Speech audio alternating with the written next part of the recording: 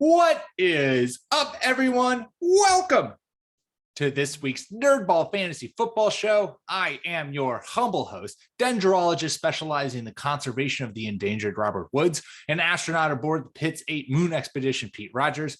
And I am joined today by some of the nerds. We have the Duck Father and runner-up on the Great Russell Wilson Cooking Show, resident old man Clark Barnes, and devout follower of the Anthony Lynn running back gospel and a collector of receipts, the Ginger Woodsman Nick Bodiford. Guys, how are we doing today?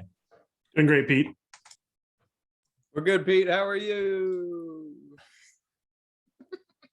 You're just playing with some like homemade reverb there, Nick?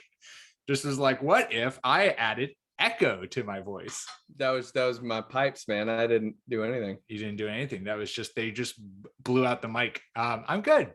Oh. We just, as you can see in the background, for those who watch the YouTube channel, and as you can watch Becca taking Bert out to walk the dog, or just he's got to pee, I guess. We moved. Yep, we moved. So this is the new abode. I'm currently working at it's called a buffet. But it's like the little side table that I guess people have in their kitchens. That's my desk right now. My actual desk is en route as we unpack all these boxes. But for now, I am sitting in the kitchen, my legs cramped under this thing, and coming to the podcast, bringing you live because, hey, the 2020 fantasy football season and NFL season, less than a week away. In fact, it's more than a week away. So I lied. But it's here. It's close. It's close. You know, it's also close. A show cramped full of a buffet of sweet fantasy goodness. Clark Barnes. Clark is still I know you said you didn't like it, Clark, but you got that hosting gene in you. It's in there, and it's growing. It's blossoming. You can't help yourself sometimes when you see a great transition. You just leap on it. I hope that we that people are watching this, because Clark stared into everyone's soul when he said that. Yeah, if you're not watching the show on YouTube, I don't know what you're doing. I don't know what more we can provide for you. All right, we got lots to talk about today. We are going to hit you up with our favorite sleepers as you hopefully get to. This is probably the last weekend of fantasy drafts, so we're going to give our fantasy sleepers. But before we do, let's hit the news. And of course, atop the news is sad music, sad times, as J.K. Dobbins is out for the year. He suffered a torn ACL in the final preseason game that the Ravens played. Devastating, obviously, to fantasy managers everywhere, to J.K. Dobbins, to the Baltimore Ravens. Of course, in the aftermath, Nick has made many Twitter videos discussing the breakdown of all these injuries. And so I won't turn to him. Instead, Clark, you have long been high on Gus Edwards. And now how high are you with J.K. Dobbins sidelined for the year? So tons of people talking about this on Twitter. It sucks for Dobbins. I think it was last week that I said, man, we've been super lucky to not have. So really it's your fault. So really personally my fault, but it just sucks. You hate to see that. For fantasy purposes, you know, I am one of those weirdos who looks at Gus Edwards' production and efficiency and say like, holy crap, this guy's really good. And then I look at the Ravens giving him a contract extension that for a running back is pretty substantial this offseason and go, man, the Ravens really like Gus Edwards. And then I see the running back who he's going to be sharing touches with go down and I go, hot damn, Gus Edwards is in for a huge season now. So I've seen all over the Twitter sphere going, oh, you can't just swap Gus Edwards for where you had J.K. Dobbins. And yes, you can. And I did. So Gus Edwards is borderline RB1 with J.K. Dobbins going out. Sure, he's not going to get all of the touches just because there's so many touches in Baltimore. But if you want to be super cute and fade a very good running back on a team who's probably going to run the ball more than anyone else, then definitely pass on Gus Edwards in the third. I mean, like Clark's position that doesn't surprise me. It shouldn't come as a shock, I guess.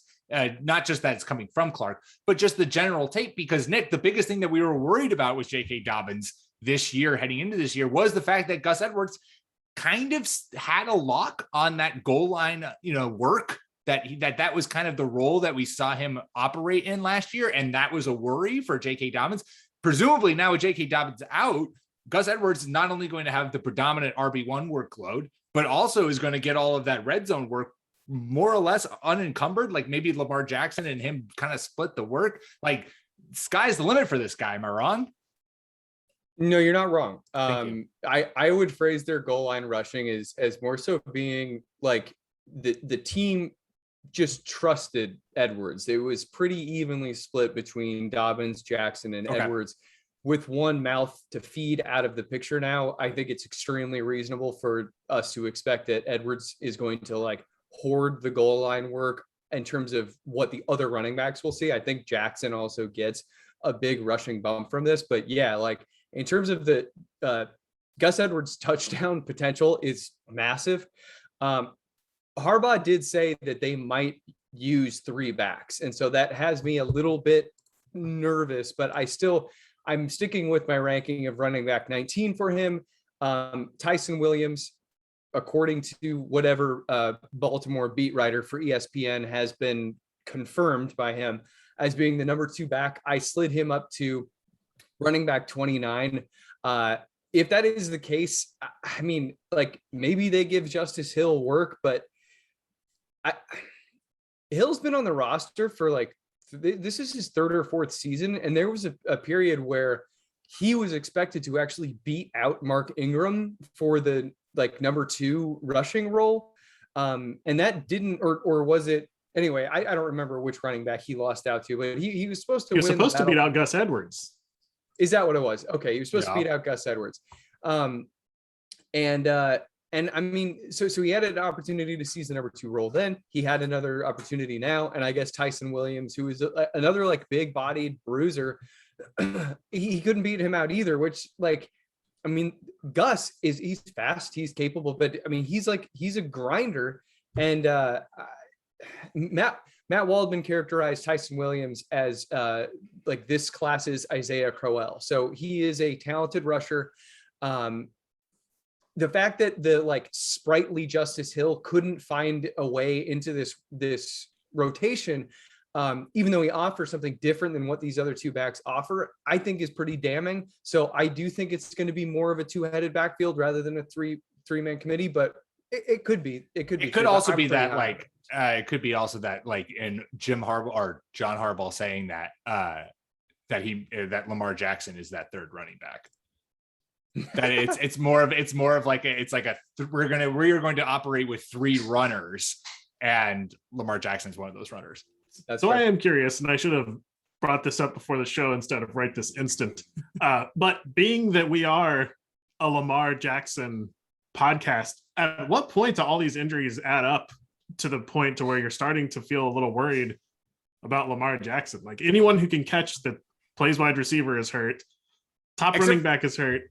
Except for the fact that we've seen this before from Lamar Jackson, and like, does he need pass catchers? Like that's just hero ball. Like Mark Andrews is still available. Mark Andrews is still healthy. That's really all Lamar Jackson needs, and he's going to throw 12 touchdowns to Mark Andrews, run for 8 touchdowns himself, and 1,000+ yards. Like I think that for me personally, my feelings of Lamar Jackson, I was super excited on him this year because I was like, all right, the running floor that we've seen cemented, which is 1,000+ yards and 5+ touchdowns, that is going to be added to now finally the best wide receiver room he's ever had. And this passing game is now going to also build on top. And we are going to get like QB1 comfortably numbers from Lamar Jackson this year. That passing game work is taking a major hit, obviously, with all the injuries that are happening to this passing core. And so now what you're getting is like still like MVP Lamar season. Like who is he passing to the year he won MVP? It was Mark Andrews pretty much, right? And Mark Ingram.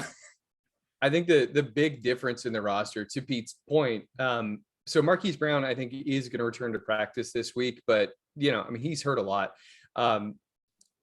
They've got Sammy Watkins in there that probably will just like run as Marquis Brown would if Brown can't play. They are missing one Willie Snead, but Devin Duvernay has grown a little bit in his passing, or rather non-return game. ability. So I think he can like take over as the slot guy. But yeah, it's more or less the same receiving core that Lamar Jackson has had this whole time.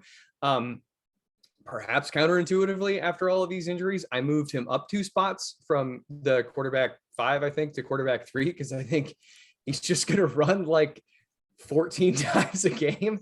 Yeah, I'm not worried. If Mark Andrews gets hurt, then we panic. But I think they'll just trade back for Hayden Hurst if that happens. Yeah, no, I like the question there, Clark, and I think we're ultimately the fact that we've seen Lamar Jackson do this before with no one. That to me makes me feel very comfortable. All right, moving on in the news. Still some sad. We got like a big old injury dump.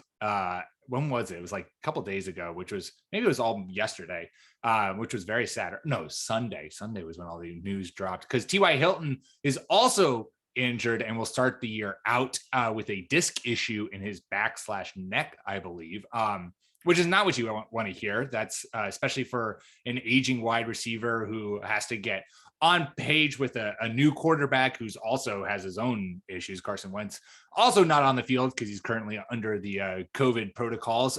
Nick, what does this do for you for Michael Pittman Jr.? Because for me, I've been very cool on Pittman Jr. And I eventually all of this, I was like, okay, I feel like I need to move him up in my rankings for this, but how high does he move for you? And where do you feel comfortable taking him now with T.Y. Hilton sideline to start the year?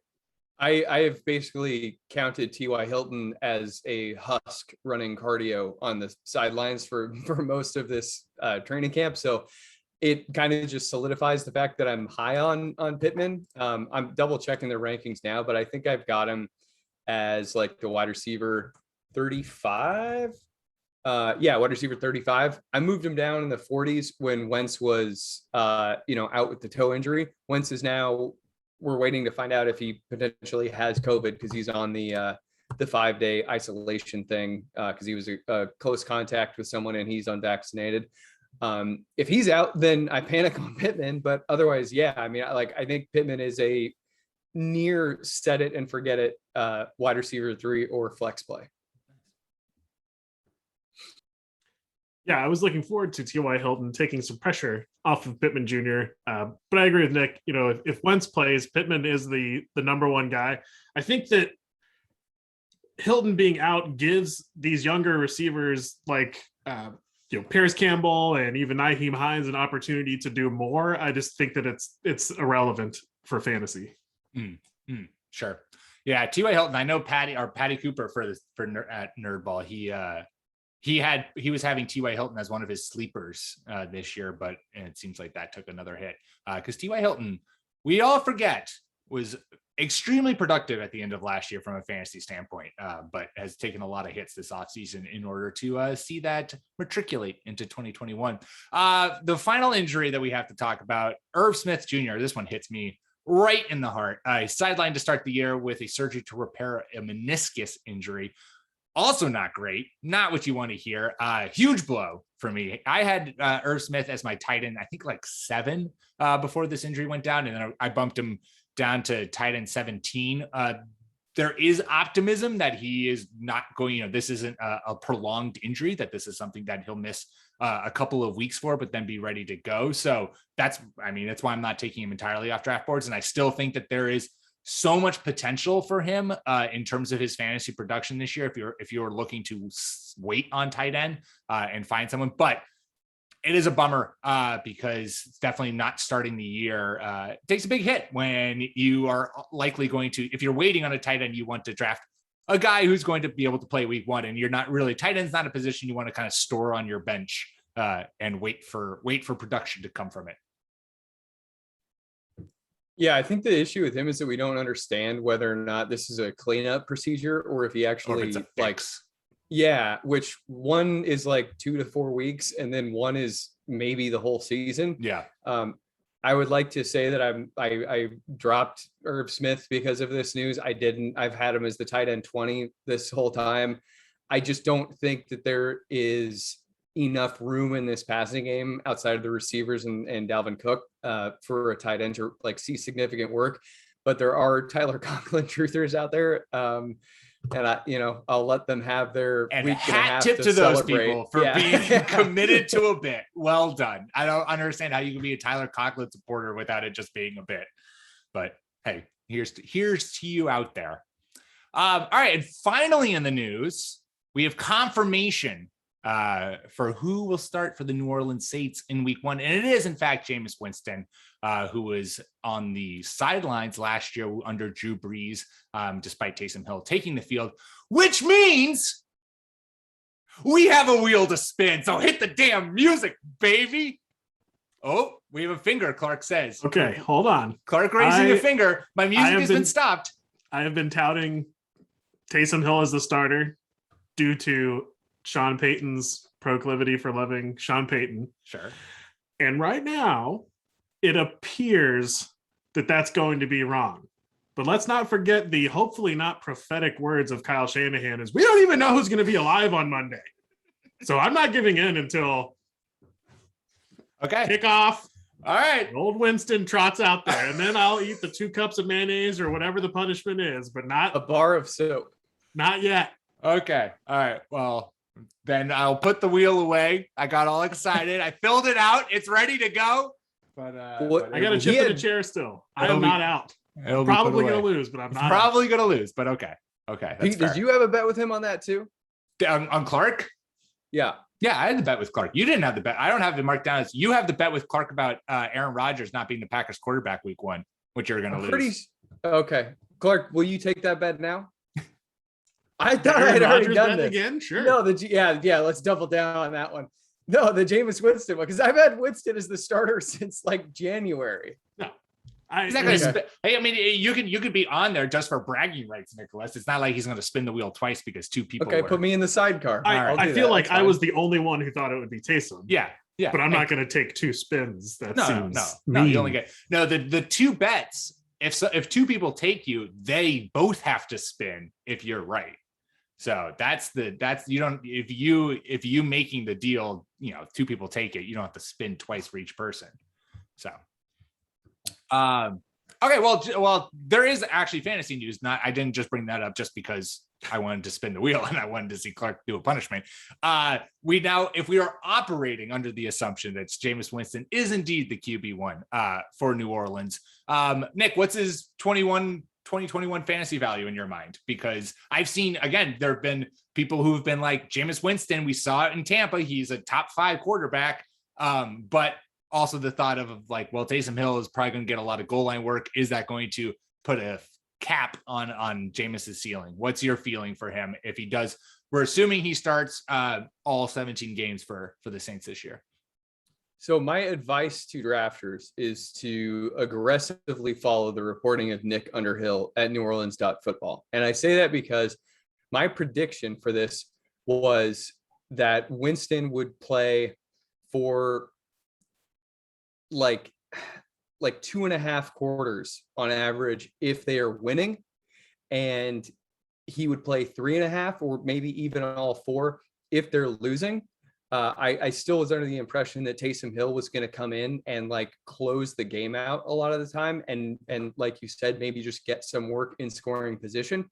But I was listening to the NewOrleans.football podcast after this. It was released for free. They've got some stuff paywalled, but they were talking about the idea that Taysom might actually put on more weight. I might have misheard it, but what I thought they were saying was that he might actually be asked to just like take a full-time tight end position, or like as trying to upstage Tim Tebow, trying to show Tim Tebow how it's done.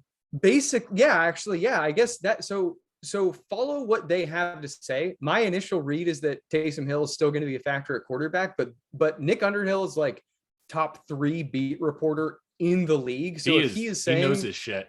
Yeah. So if he's saying that Taysom Hill might actually make a full position switch into like non-quarterback land, then sky's the limit for Jameis Winston has been a quarterback, moderate to high quarterback 2 in terrible scenarios and finishes like the quarterback 8 in his like 30 for 30 touchdown interception season. I think that Sean Payton is a better schemer than Bruce Arians. We'll see if that's true, but I think that he would be worthy of a roster spot if we find out that Taysom Hill is not going to be playing quarterback. Agreed. Yeah, I think comes down to brass tacks. No one's you're not drafting Jameis Winston, are you? I'm not. I wasn't planning on it. I have him as my quarterback 3 in a super flex league. Oh, there you go. Right. So that means no. I mean, that's let's keep an eye on what's happening with the waiver wire. And if you're planning on streaming the position or just totally punting, he's in there as a possibility. Because like you mentioned, Jameis Winston's highs are very, very high. But there's a whole lot of uncertainty going on. And if Winston does get in there, but just has 5 touchdowns vultured for the year, that's a huge difference between the quarterback 8, which is still not good, right? And the quarterback 14, which is the quarterback 8 to 25. There's 4 points difference in those guys. I think that we have different. This is becoming a growing divide between Clark and I on you can't always just pick the better player. You sometimes have to make lemonade at a given position. And quarterback 8, that's not insignificant. You do. Okay. I don't know if we want to spend much time on this, but I'll just outline my thoughts on this. And I put this in an article that I wrote and it was released today as well. So NerdBallFF.com. Yeah. With quarterback in a regular old 12-team, 1 quarterback league, we only really care about the quarterback 1 to 6 every week because that gives us a better quarterback each week, right? There's so many quarterbacks that can get into the top 10 in any given week that we have guys like Tua Tagovailoa and Ben Roethlisberger as the 23rd and 24th quarterbacks being drafted. And so my philosophy on this is you want to shoot for the stars. You want to get that last guy who you think could finish as the QB1 because that's going to give you a huge advantage over your teammates, or league mates week to week. But once you get to the quarterback 5, 6, 7, then you're hoping to have a back end loser on your team where you're going to lose points each week. So I understand the idea of you can't always just have the best player, but that is why after about 6 quarterbacks go off the board, well, then there's another 20 that I'm fine trying to make a committee out of. It's a different strategy. I like it. This is partially the reason why I have moved to super flex leagues is just because it then makes the quarterback position now so much more viable as opposed to you have to get one of the top 5 guys and you lose that advantage.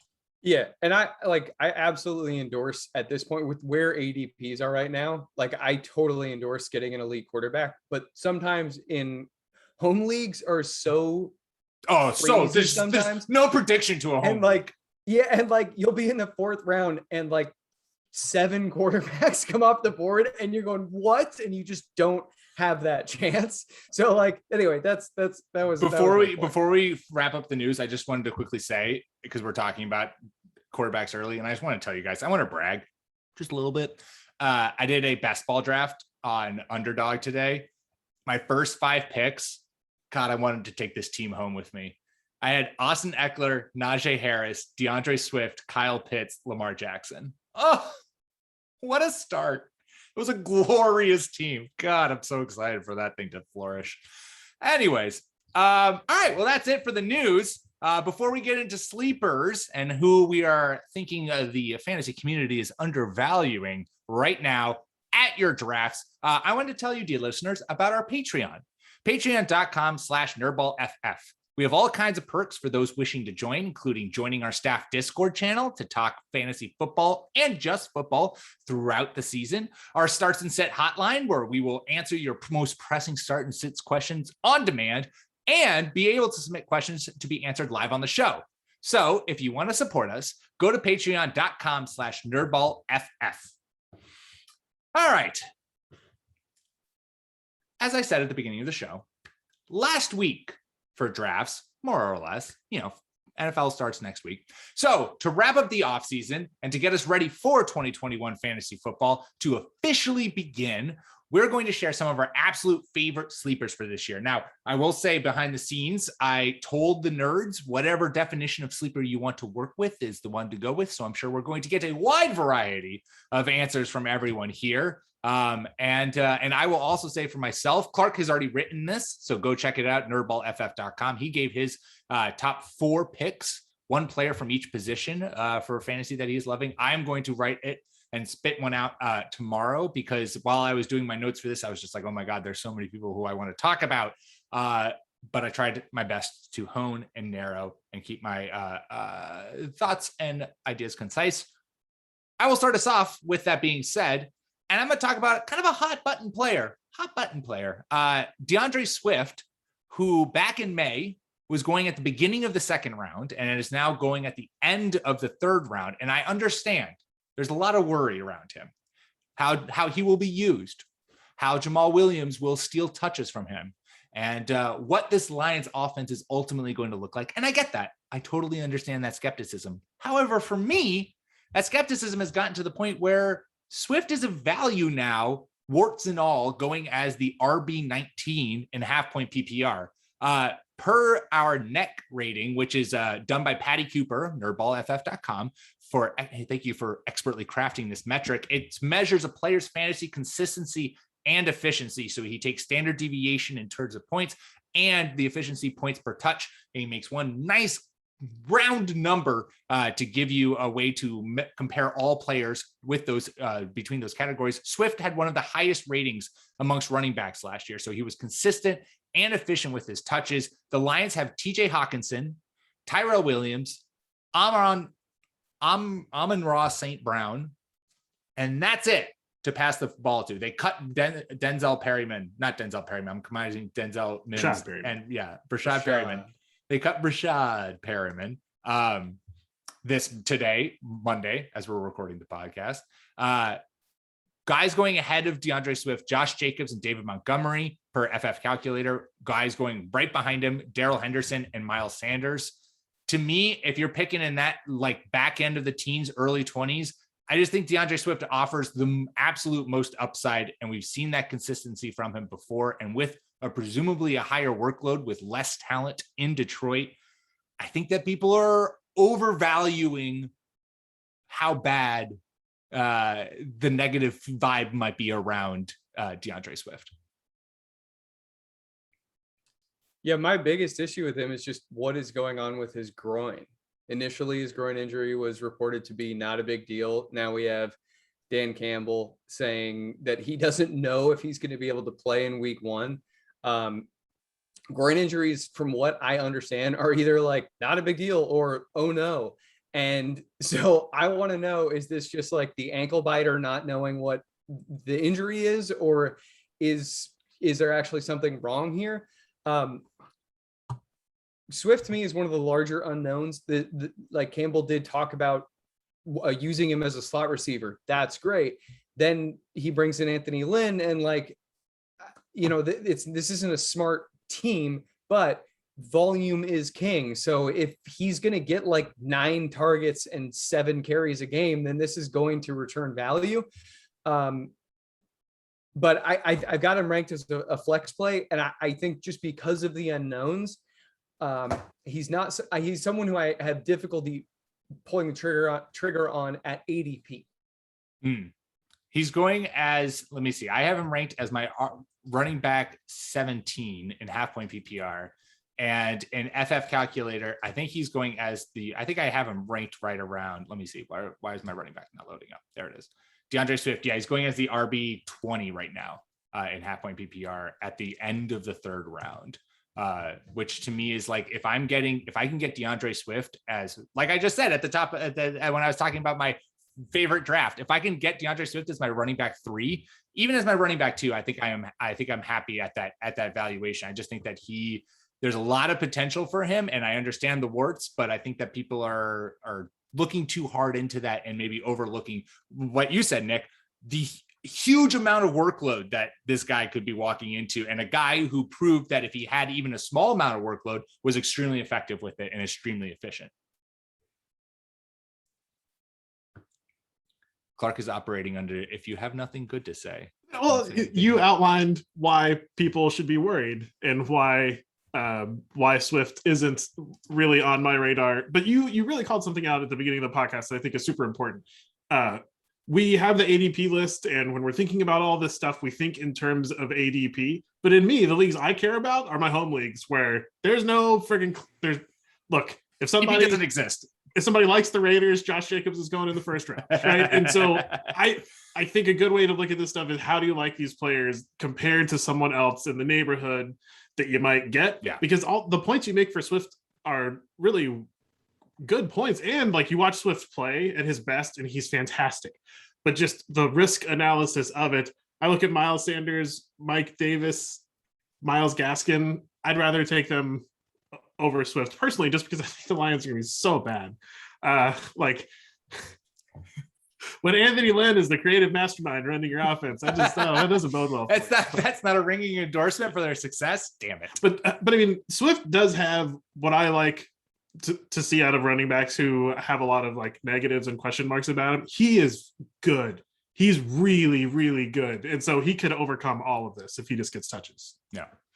Clark, give us your first sleeper that you're absolutely loving on it heading into this year. So for my sleeper, I don't really there's not really many sleepers anymore. Like Marquez Callaway was a sleeper until he got until he broke out in week 2. Yeah, now everyone knows him. So everybody's heard of these guys, but mine's Giovanni Bernard. He's been a passing down back his whole life, stuck in the doldrums of Cincinnati. Finally gets to go to Tampa Bay to play alongside Tom Brady, who Tom Brady just uses who he has. When he had Randy Moss, he was a great downfield passer. And when he had, Wes Welker and Danny Woodhead, oh boy, he seemed to throw short really well a lot. Last year, the Buccaneers passed to their running backs, Leonard Fournette, Ronald Jones, and LaShawn McCoy over 100 times. And they've brought in Giovanni Bernard to be the passing down back. And Bernard is good enough to keep defenses honest, a la James White. Like, James White runs the ball inside sometimes, just enough to keep people honest. I think Giovanni Bernard is good enough to do that. And I think what he can offer Tom Brady as an outlet out of the backfield is, like, I hate to say such a big number, but like easy 100 receptions, not 100 targets. Like, I don't see how Bernard doesn't end up as like RB 18-ish unless something tragic happens in Tampa Bay. I think we've long espoused the glory of any pass catching running back who plays with Tom Brady, and Giovanni Bernard, obviously, since joining Tampa Bay, has been the poster boy for that.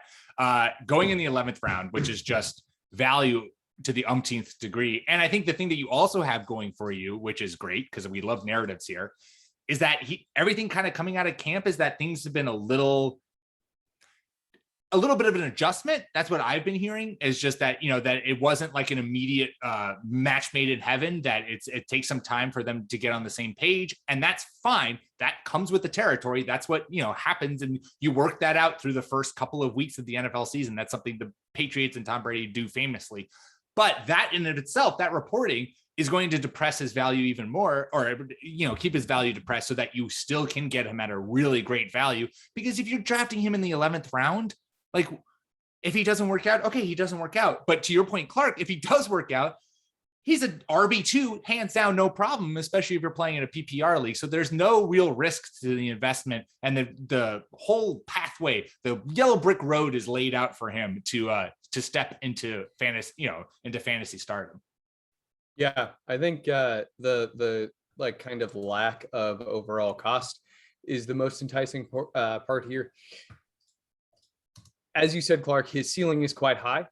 I do wonder if he's going to end up seeing some of the most unique running back usage that we see or have seen and do see for some time. Like, he may get, I'm going to be a little more conservative, see 100 targets and like 15 carries. Like, he could be just like JD McKissick last year. Like, JD McKissick was like the top, whatever, it was a RB2 easily last year, and had, let's see stats and information working effortlessly.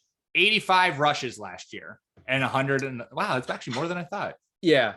So I don't know what's going to end up happening. But the price is okay to throw a dart throw at this. I get that. 2 points that I want to make. One's good, one's bad. The bad one is, so I recommend everybody follow Adam Levitan. He breaks down the snap shares for players throughout the preseason. And I think he also might do it for the regular season, but like, that information can sometimes be difficult to find. So go just look through his feed and you will find the stuff that you're looking for. Of the backfield snaps, Ronald Jones started. He had 9 snaps. Leonard Fournette, 7. Gio, 2. Third down snaps. Gio had 2. Nobody else had any. Point here is dual backfields are fine. 3 running backs, though, is too many. That's too many to get consistent value. So I don't love that. One thing, though, listen, I recommend everybody go listen to the podcast that Dwayne McFarland did with Matt Waldman, where Waldman talked about the idea that Gio Bernard could be 1, the third down back, and 2, the red zone back, which would be very, very interesting. That might tilt things to the point that we now feel okay with a 3-headed backfield. I don't know for sure, but like that would be, I'm kind of thinking that like one of the bigger guys will be the battering ram. But if they actually do run with Gio as their primary red zone back, that's a big deal. Yeah. Also, I mean, Tom Brady's their battering ram. Tom Brady's their goal line back. Tom Brady going to throw for 50 touchdowns and rush for 10 touchdowns. So get your drafts ready and prepared. Nick, why don't you go back to back? Give us both of your sleepers, since you were saying that they are intertwined. Yeah. So basically what I'm going to talk about here is I will end up naming 2 players, but the big thing to focus on is the scheme overall. So we have the Shanahan tree scheme that's obviously being run in San Francisco. And then again, with the New York Football Jets. The 2 guys that I want to focus on are Brandon Ayuk and Corey Davis. I know that they are not sleepers, you guys. I took the liberty that Pete gave us of, define sleeper as however you mean, to just be extremely undervalued. Right now, Brandon Ayuk is going between wide receiver 21 and 23 on Fantasy Pros, FF Calc, and Underdog. For Corey Davis, wide receiver 40 to 43. These are both way too low. I have Brandon Ayuk, I think, as the wide receiver 16 on the season. Yeah, 16 on the season. And Corey Davis is the wide receiver 20. Obviously, I think that Corey Davis is the bigger value of these 2, given the ADP discrepancy. But looking at personnel groupings, SF basically ran with 3 personnel groupings last year. 44% of the time they were in 3 wide. 12% of the time they were in 12 personnel. So 2 wide receivers, 2 tight ends, 1 running back. And then 33% of the time they were in 21 personnel. So 2 wide receivers, 1 tight end, and 2 running backs. What this means, if you extrapolate it to New York as well, is that these guys, so their 11 and 12 personnel groupings were like kind of low in terms of the league average overall, but their 21 personnel where they're running with 2 running backs, that was second highest in the NFL. The takeaway from this is not necessarily that they don't have a lot of wide receivers on the field. It's that the ones that are on the field never friggin' leave. That, in this case scenario, is Brandon Ayuk, and in New York is Corey Davis. We've seen this statistic make the rounds, but I'm going to credit it to Andrew Erickson right now in terms of Corey Davis. He's been on the field for 13 snaps this preseason. He's seen 10 targets. That's a lot. I can't understand his ADP. It hurts my brain. So when it comes to Corey Davis, I mean, the guy he was drafted number 5 overall. He took 3 years of like kind of toiling and not doing very well. He smashed his yards per route run in his 4th season. He produced 2.46 yards per route run, which was 4th in the NFL at the wide receiver position behind Devontae Adams, Jefferson, and AJ Brown. He jumped into an elite tier, and he's being paid like that. Like the Jets went out and signed him and paid him elite wide receiver 1 money. Like this is the guy in New York in an offense that is not run by Adam Gase, with a quarterback who people have gotten. I mean, we've talked about on this show. Zach Wilson has looked very spicy in the preseason. He is making really nice throws. He is getting the ball out. He is looking good. And even if he's not great, he still, looks like a more competent quarterback than what Sam Darnold looked like for sure, behind a better offensive line and an offensive scheme that's going to maximize the players in it. The fact that Corey Davis is going below wide receiver 40 is out of this world to me. And so, I mean, of course, bringing endorsement to everyone you've talked about. And I've even come around on Brandon Nyuk. I was lower on him. I was thinking that I was fighting the fight that Deebo Samuel was going to be still the wide receiver 1 there.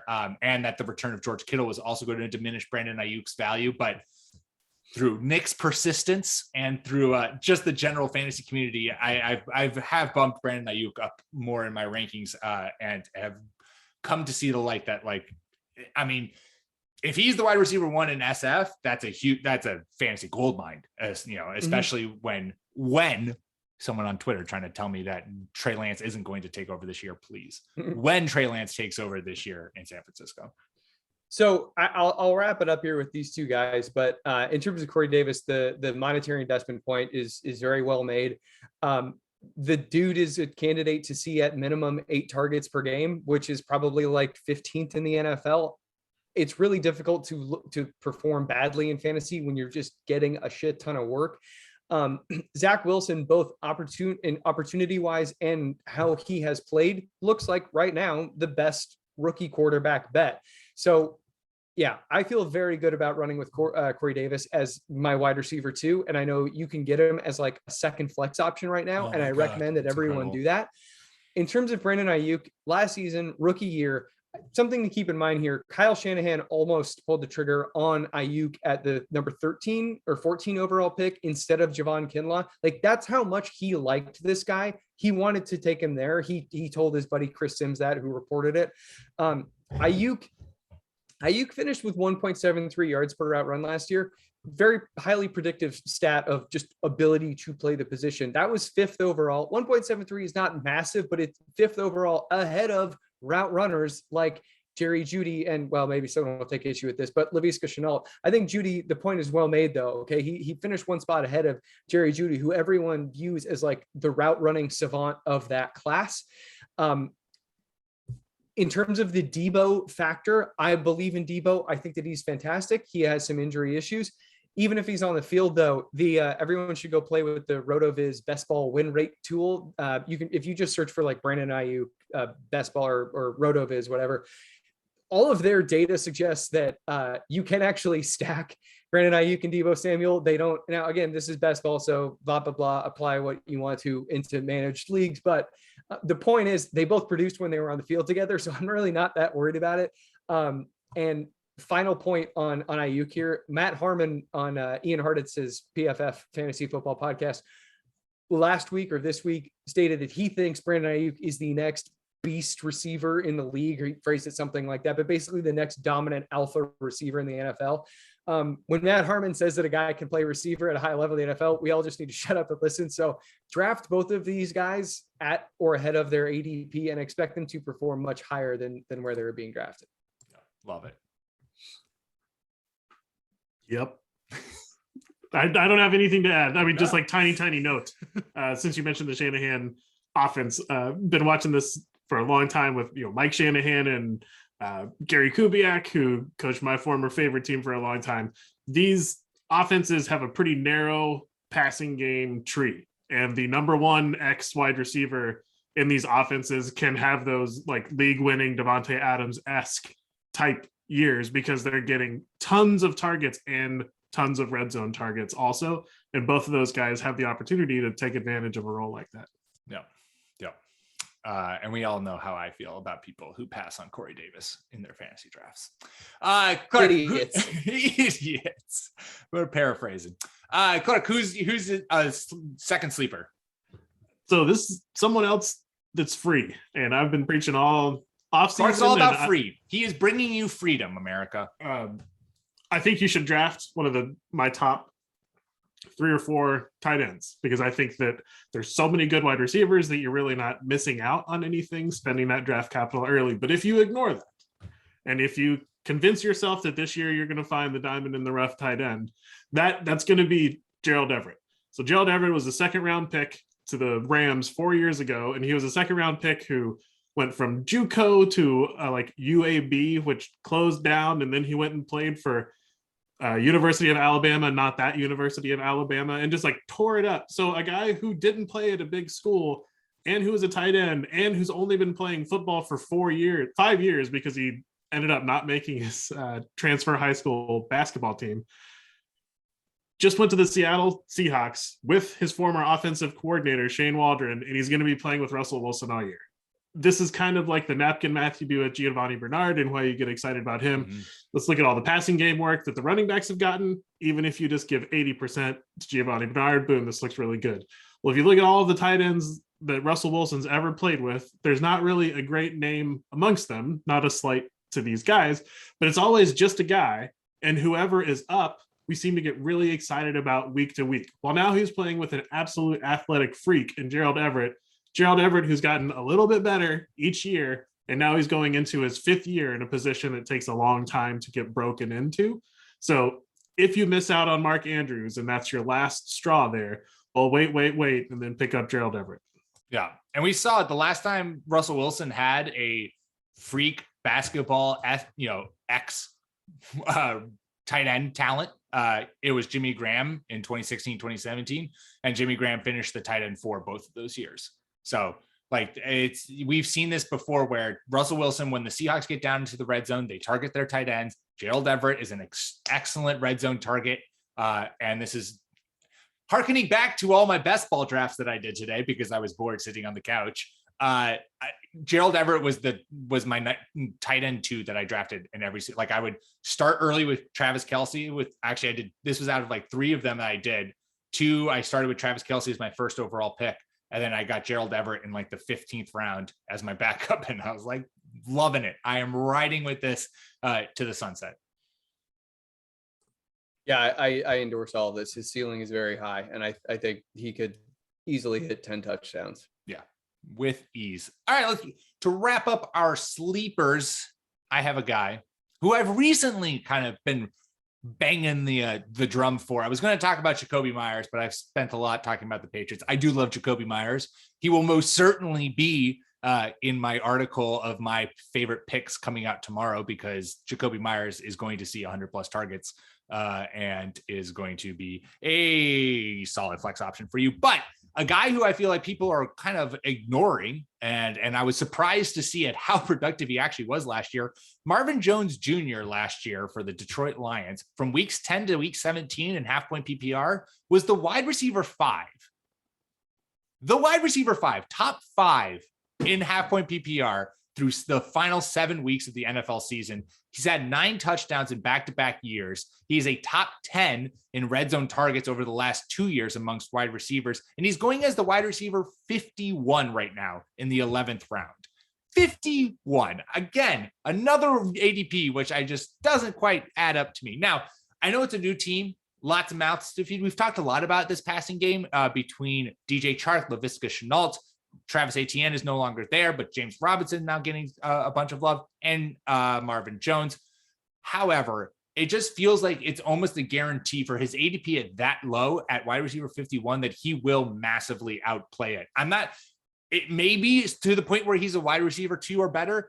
Honestly, I think he's probably going to be just a really solid flex play week in, week out that you can put in and not have to worry about there. I think he's going to be a top 30 wide receiver without too much effort. And getting that in the 11th round is an absolute bargain and he's a player that people are sleeping on, and they really shouldn't be, given what we've seen from him last year and what we've seen from him throughout his entire career. I'm happy that I have started or begun winning both of you over off of the DJ Chark hype train.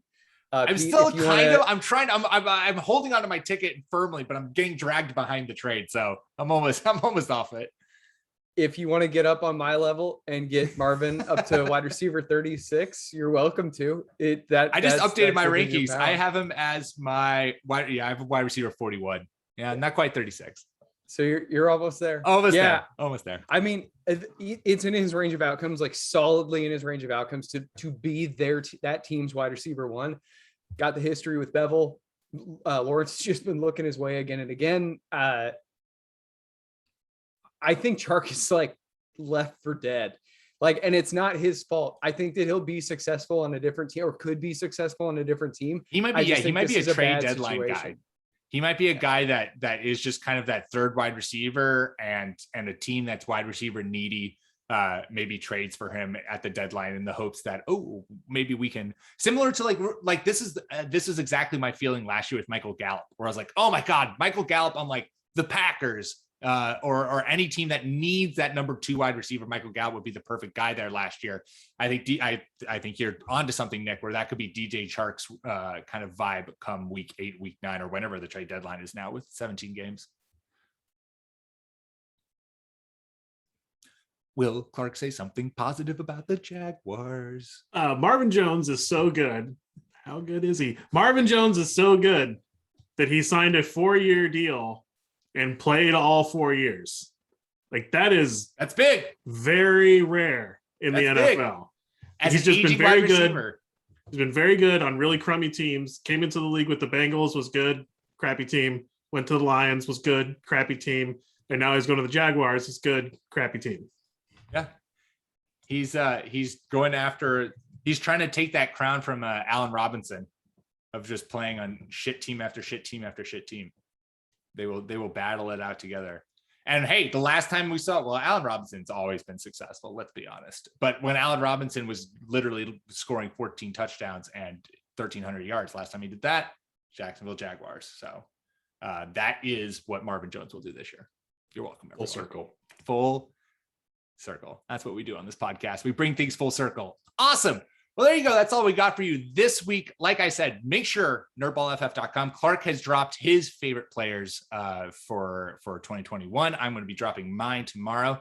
Maybe we can peer pressure Nick into dropping his as well. I don't know. Look at that quizzical face. He's thinking about it. He's contemplating it. He's like, I don't know. I talk a lot about them. Do I really need to write? Yes, you do, Nick. It's all about the clicks. I am your boss, and I am telling you, write the article. Make sure you rate and subscribe to the podcast on your podcast platform of choice, and go follow us on Twitter at NerdBallFF. You can follow myself on Twitter at Pete M. Rogers. Follow Clark at NFL Clark, and Nick at Ginger__Nick without a K. Like I said, make sure to check out all the amazing content we're putting out over on the site, nerdballff.com. Until next week, my fellow nerds.